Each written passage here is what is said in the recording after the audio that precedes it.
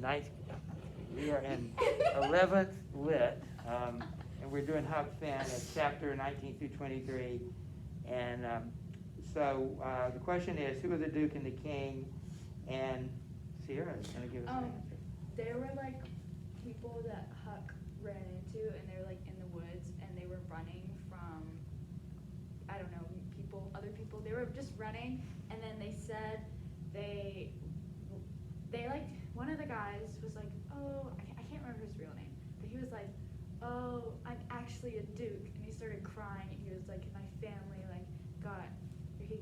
his family got disowned from like the country or something, or not disowned, like banished from the country or something like that. And then while he was crying, like an hour later, the king, like he was like, oh, I'm actually a king, and I actually just got taken away from my family and all that. And so that's what they are. Yes. I don't know if you can answer this yet. I think you probably can. Does Huck and Jim believe them? I think Jim does more than Good. But That's a good answer. Yeah. And eventually they do share their feeling that these guys are con men. That's who they are. How about what traits do Pap and the Duke and the King have in common? I said that you had to let them have everything their way. Yes, I thought of it that way. Yeah. In what way is Pap a con man? Like we have one example of that when he was dealing with the judge, and the judge tried to reform him, and Pap just kind of played along with it, so he could get. He was pretending to be on, not drinking anymore. I said they were all bad drunks. Oh yes, and con men, so they do have that in common. All right, number 3. How does the king swindle the people at the camp meeting in the little country town of Polkville? Either one of you, Sierra, Isabella? I said he pretends to be a lost pirate whose entire ship drowned with his crewmates. Right. And so what is he playing on? What is that story? Why is it a effective story to get money from them? He tells them that he's been converted to Christianity, and he wants to go back and preach to other pirates. Right. They take up money for him. Right. So every church meeting, you would love to some guy to be saved. So it's appealing, and he appeals to their sympathy.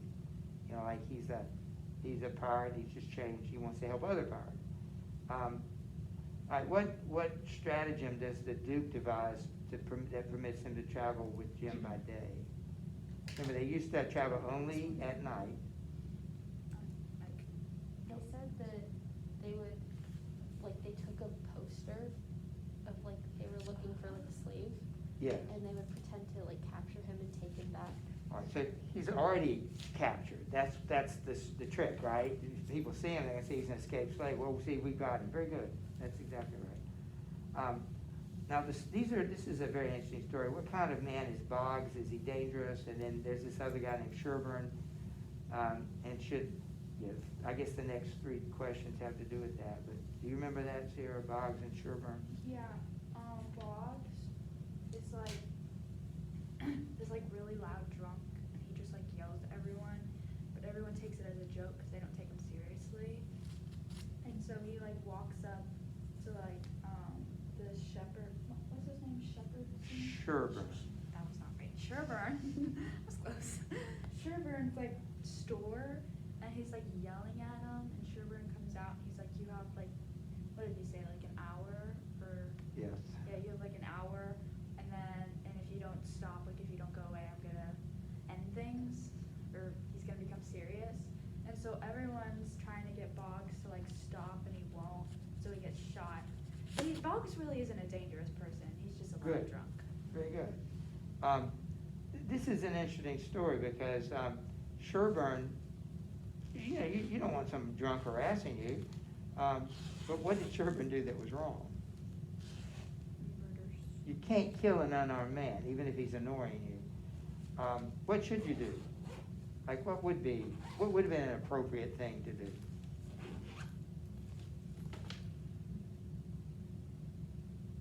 I mean, don't we have laws against public intoxication probably, and so you go to the police and they take him.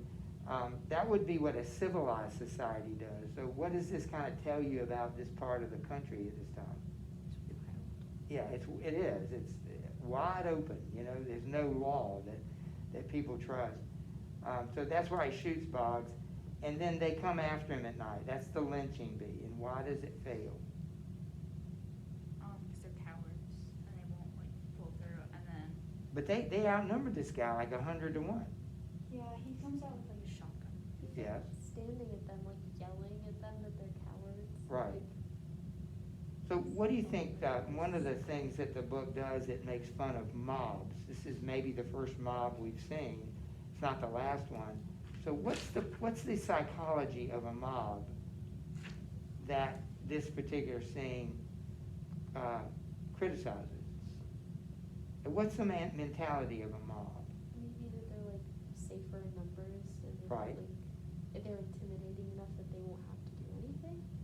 Right, and so if you have to find your safety in numbers, that means individually you probably aren't that courageous, right?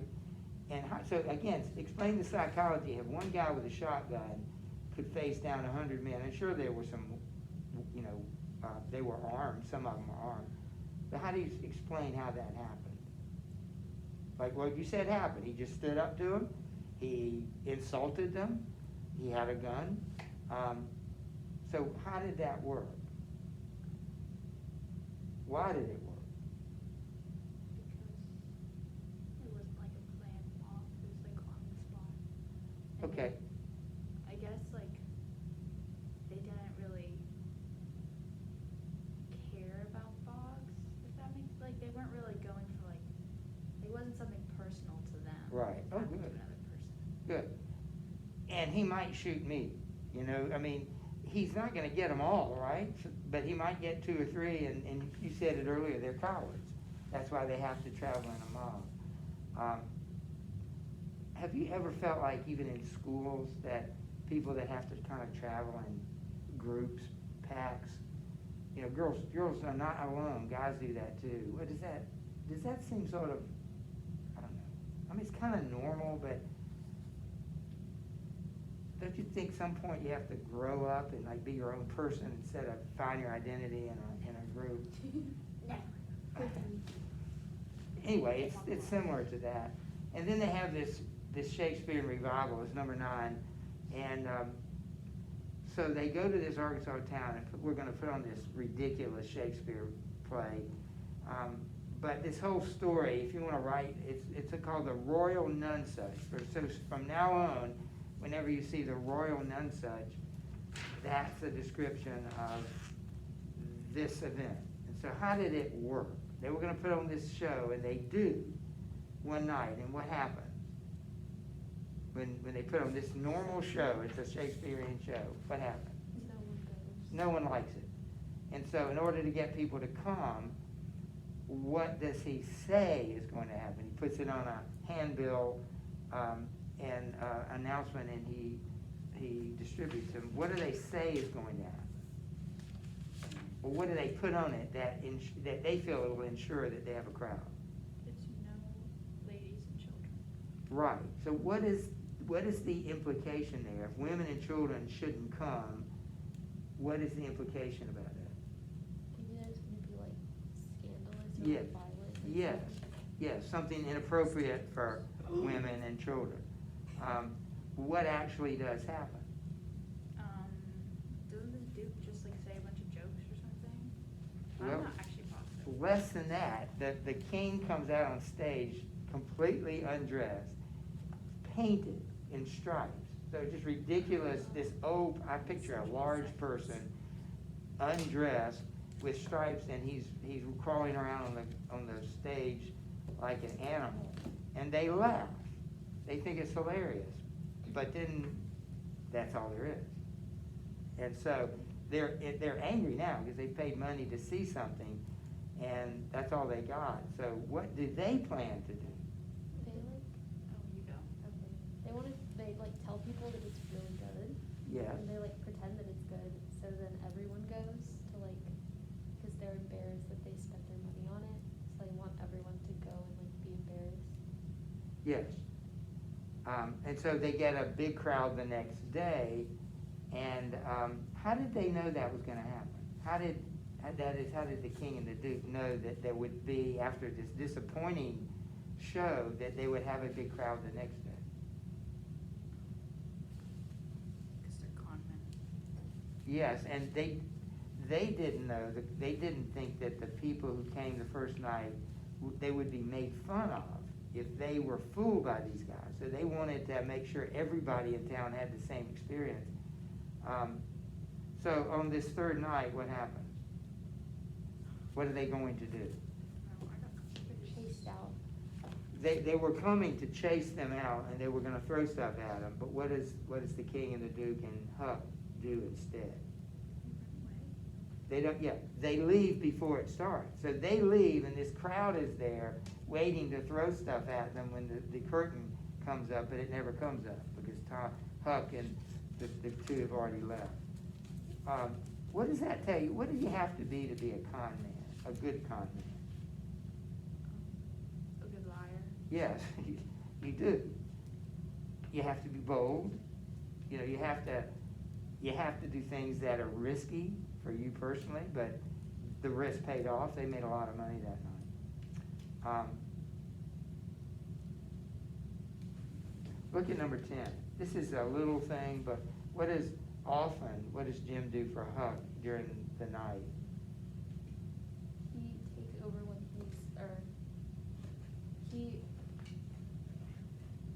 he took over the lookout Yes. thing instead of making him wake up to do it. Right, he took his watch, WATCH, it's the lookout. Just a little example of Jim treating Huck like maybe a son, which is something Pap would never do. All right, at daybreak, Huck observes that Jim is moaning and mourning to himself. Why is Jim mourning? He misses his family. Right.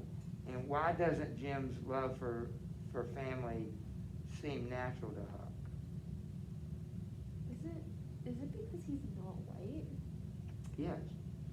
And if he's not white, then he's not as fully human as we are.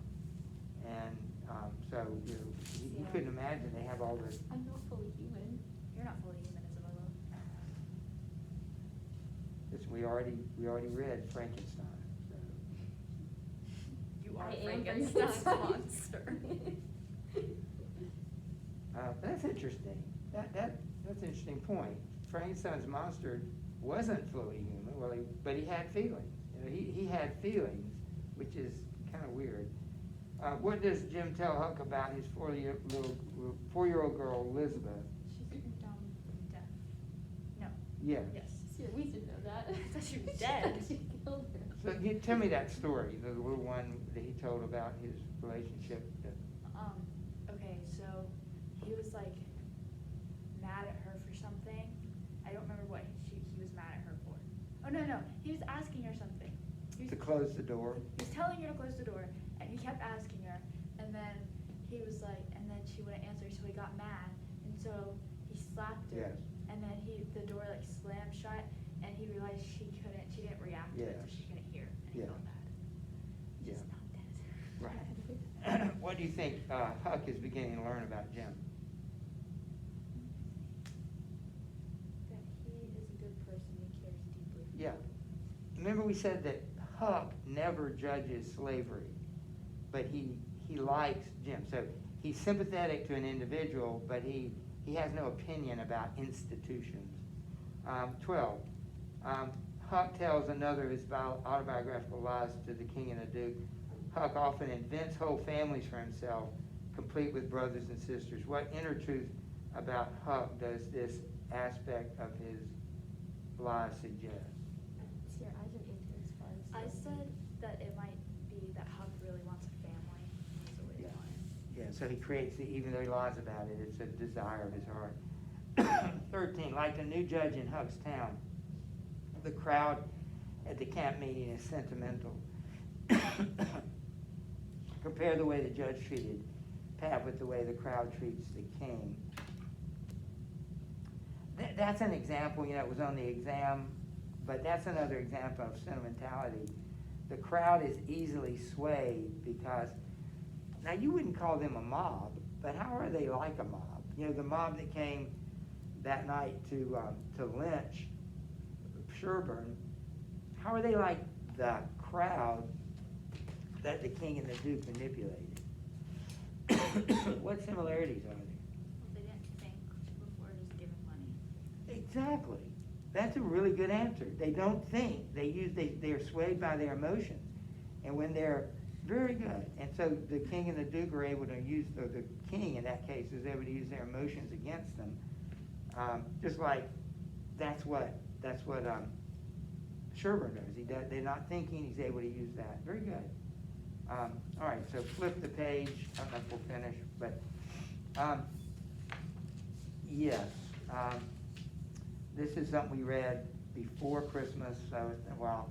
In describing the Grangerford, show us the sentimentalism of Emmeline Grangerford's poems and pictures and the violence of the feud.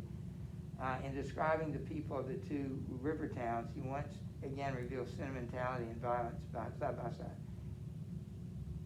What do you think Mark Twain is suggesting about relationship between sentimentalism and violence? Yeah.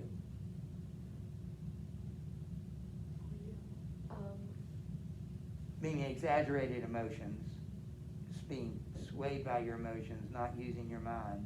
What's the connection between that and being violent? I mean, I guess giving into sentimentalism can, I guess, make you be violent. Well, because that's an emotion, right? I guess. Very good. People are violent without. I got that on stage. Neil was getting hit in the face. Who is that other person in there? I just see one person. There's somebody on this side of the. I hear them, but I don't see It's them. Sydney. Very, the infamous Sydney Carpenter.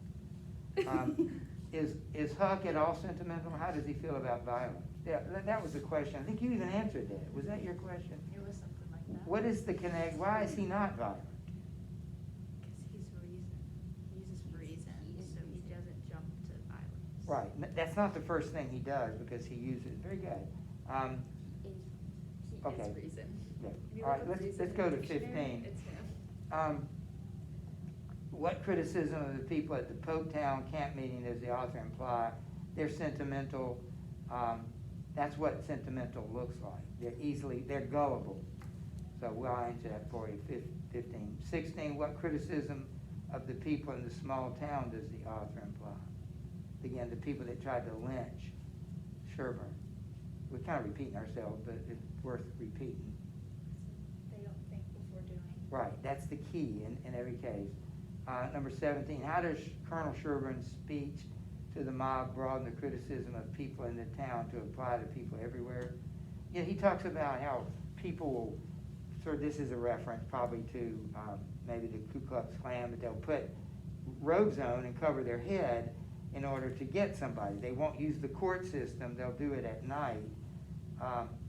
So that was part of the answer to that, is that people are afraid to be an individual, and they're just afraid. People are fearful.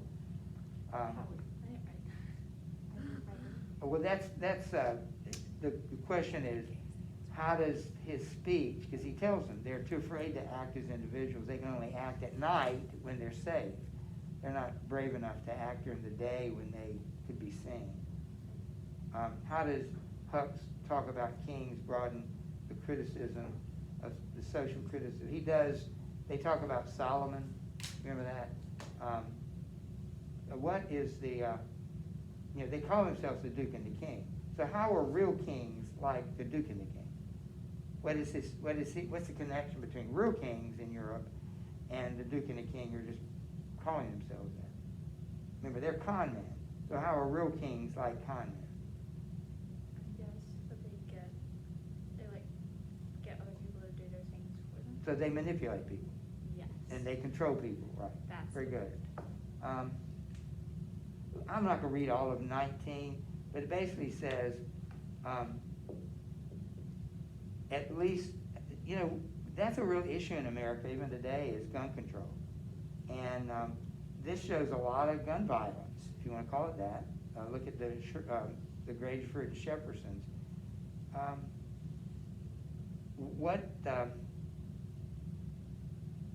Do you think that's unusual for America? Have you ever thought of that? Like, are we particularly violent people? Are other cultures more violent than us? Are we particularly like guns more than other cultures? I don't even know what y'all feel about guns. I think it's accessibility to guns, maybe that makes people see Americans as more violent. It's easier for us to get them. Good. That is a good answer. I say, I mean, I don't think that like America in general is like the most violent country. I just think that we don't think a lot before going to violence as an option. Okay. Thank you. Yeah, that's also a good answer. You see how this ties together, how violence is connected with thinking and emotions? And our last two, if the river symbolizes the benevolent life force, what does the land seem to symbolize in the story? Have you ever thought about it? They're usually safe on the river. There have been a couple occasions when there was a flood. Can you think of other ways the river has been unsafe to them? Steamboats. The steamboat and the flood. Can you think of ways the river is a blessing to them? They can hide out in it. Yes. It gets some places easier or faster. For travel, it's perfect, yeah. They probably eat out of it. You know, they fish, so they can eat from it. It's pretty, so it's an aesthetic issue. What about the land? They're usually safe on the river, but what happens when they come back to land? Ever notice any pattern? They always run into an issue. Because remember, he came back to land when he met the king and the duke. They were fine on the river, but Huck couldn't stay all. He wanted to see what was going on, so he goes to the land, and that's when he sees the king and the duke. Remember, he went to the land, and that's when Ms. Loftus, he got in trouble. He almost got caught. So a lot of the things, Sherburne and Boggs, they ran into that when they were on the land. The Shepherdsers and Grangerfords, all that happens on the land, so they're really safer on the river. Finally, Huck repeatedly leaves the peace and security of the river to risk the problems and dangers of the land. What symbolic truth about man's relationship to nature and to human society might the movement between water and land suggest? That's a really good question. But why does Huck always go back to the land? Like, why don't they just literally live on the river? They have everything they need. And nobody would probably ever catch them. It's just curious, I guess. And we like other people. We're interested in, we love news. We're hungry for information. And, look at the phones. That's what it is with Huck and Jim. Huck particularly wants to find out what's going on. So, we are going to read 24 through 29 for Friday. And you're telling me that tomorrow there'll be 6 classes of, 20 minutes? 25 minutes. Thank you, I did not know that. So, all right, and I've given you credit for this. First grade, now look. Remember when you started, there was nothing here? Now look. You see, you have only a few minutes to enjoy that. We're done, Ed. Now you can't enjoy it. You know who it is?